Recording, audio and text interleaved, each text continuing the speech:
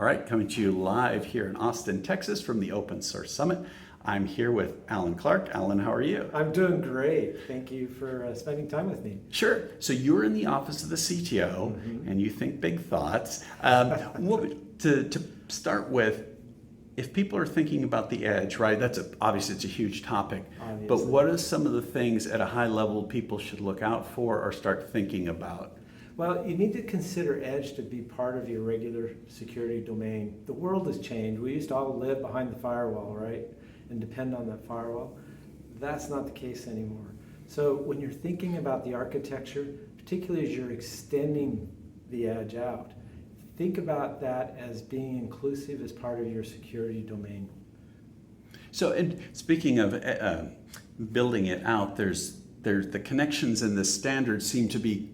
Have they gotten any better? Because there seem to be so many different standards. There's a lot of standards. It's still evolving, and that's because edge itself is evolving, and so those standards are evolving as well as the technology changes, right? So the technology, the advancement of new technologies and the potential with those are pushing that edge out. And so it means we need new standards to evolve to meet that.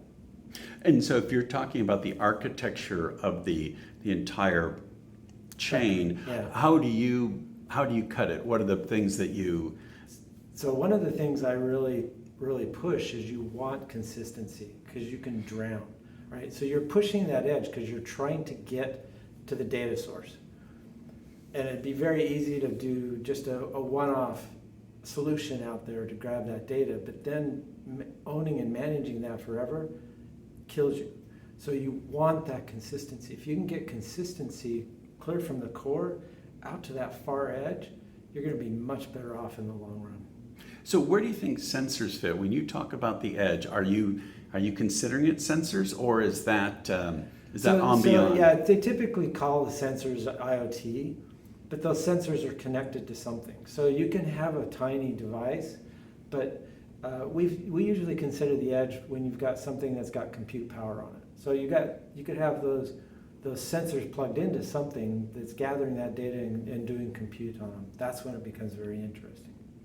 So if we talk about the edge, then we'll talk about Rancher and K3S. K3S, so for example, yes. What is K3S? So K3S, so when you get out to those smaller devices, they just can't handle stuffing everything big on there. So you need to tailor the software that is being put on that, right? Because that hardware can be very tiny. So we've taken Kubernetes, and traditionally everybody calls that K8S, and we cut it down to size to fit and tailor it to those edge devices, and we call it K3S. And then what was the big news that it was some company that will be using some retail company that was going to be using all your K3S?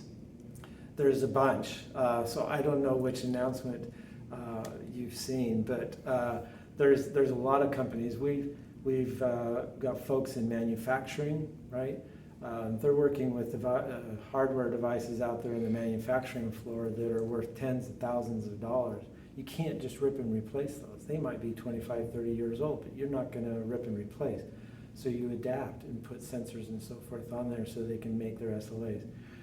So manufacturing, telecommunications, finance, medical, a lot of medical devices, so forth. So there's a lot of industries, retail, that are adopting this edge strategy. So back to the IoT versus edge, it seems when I was looking at this about 5 years ago, it was all about IT, and edge was just a component, just like core might be, or on the back end. Is IoT as a concept going away and being subsumed by edge? Is the focus there, or how is it? Well, the change has been in the development models. It used to be that out at the edge was this special groups, like I said, sitting off to the side. And what they wanted to do is bring that consistency and build that into their whole architecture, right? Particularly as we want to get into real-time and real-time type services, which intends to mean make it intelligent. And so typically when you're building those services, you're not just building a little point solution out there on the edge anymore. You're building a solution that's going to do some real-time analysis, plus ship results back up to that core, which means I'm breaking up that service, typically today call them microservices, but I'm breaking that service up across the layers all the way from the edge back to the core. Okay, if we pivot a little bit to multi-cloud, Yeah. if somebody came to you first and said, hey, what is this multi-cloud and how would I use it? What should I think about? So when I think about multi-cloud, what I'm really saying is I want to run that service or portions of service where it makes the most sense, right? And that might be different clouds. It might be because they're geographically located, co-located, and it could be that the services operate better in that environment, depending on what they're after. So again, I want to be able to build those services and run them wherever I want them to be. And that's actually one of the strengths that SUSE has, is in our ability to help you build those microservices and put them wherever they want, all the way up from a data center to a cloud to, we could even talk architectures, right? All the way from the old mainframes down to those Raspberry Pi sitting out there on the edge, right? And you want those services to be optimized and run to that particular environment. So where do you see as the sort of the bottleneck or the real sticky point with this? Would it be connecting between the various clouds? Would it be connecting on-prem? Would it be controlling and orchestrating the various workloads on these clouds? Well, so the key here is what I call data gravity, right? Data is the gravity. And so you want to be able to work and operate where that data is, because moving data can be expensive. So you want to be able to analyze it. Once I've analyzed it, then of course I want to be able to consume it, consolidate it, consume it, and do other things with it. Then you start talking about network bandwidths, time synchronizations, and all those kinds of issues. That's where we go back to our discussion on standards. Cool. And so just to end with, what types of things would you say is something people should put a watch on going forward in the industry? Very, very broad.